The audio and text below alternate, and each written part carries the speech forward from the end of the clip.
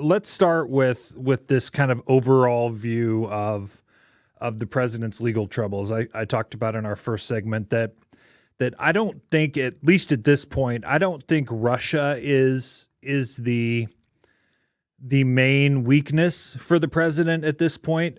To me, it looks more like it's Michael Cohen than anything else. Do you agree with that? I think it's fair to say that based off what we publicly know so far. So clearly what has come out of the Cohen case and what the federal prosecutors in the Southern District of New York are pursuing is a far more immediate and more clear-cut legal peril for the president.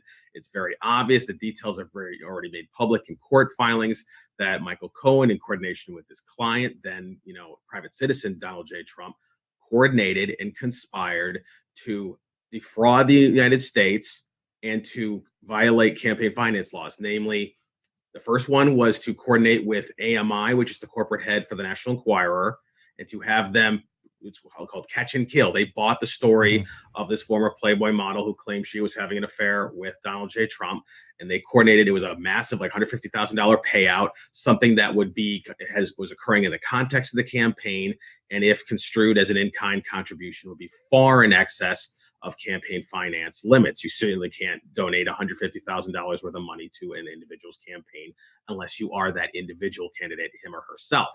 So that was the first part. The second part, of course, is the more obvious and more publicly known one. It's Stormy Daniels.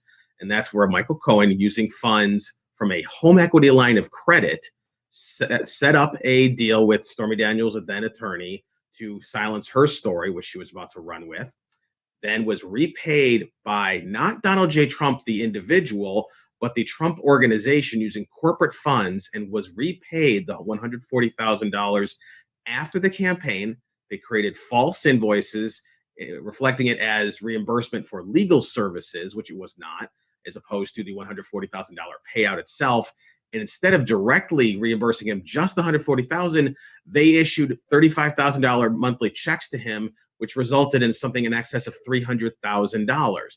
And of course, none of it was reported to the FEC, which is required by law. These are multiple different felonies, and this is what has ensnared the president because, as Michael Cohen has stated in his allocution and what the Justice Department stated last Friday in a sentencing memorandum, all of this was done in coordination with the candidate, Donald J. Trump. So, devil's advocate here, is this really that big of a deal in the sense that where the money came from? I mean, this would have been a big old nothing burger had the campaign paid Cohen with an FEC expenditure of professional services. As easy as that would have been, it would have been nothing at that point.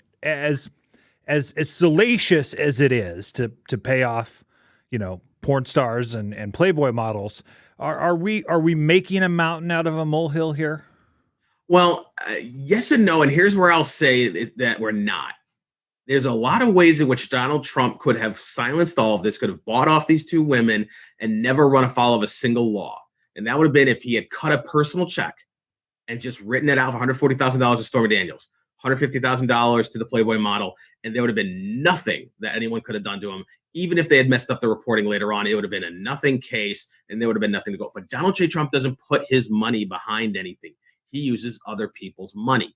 And so what they did, this conspiracy is outlined in the filings by the Southern District of New York, was a deliberate. Well, that's more PR than legal, though, right? He just simply doesn't want his check to be sent to a porn star. That's not a legal thing. That's a PR thing, simply, right? But from a legal matter, he would have been in the clear. It would have been easy for him to have gotten away with this and been in the clear as a legal matter if he had cut the check. Now, there obviously would have been a PR problem. It would eventually come out. Donald J. Trump writing a check to Stephanie Clifford, which is the real name for Stormy Daniels. That would have obviously been a public relations issue. But that part aside, he would have been in the clear from a legal standpoint, and this would not be the current problem it is. This right now, because we don't know everything that Robert Mueller knows, we don't know what else is coming from the special counsel's probe. This right now with the Michael Cohen issue is a far more immediate legal peril.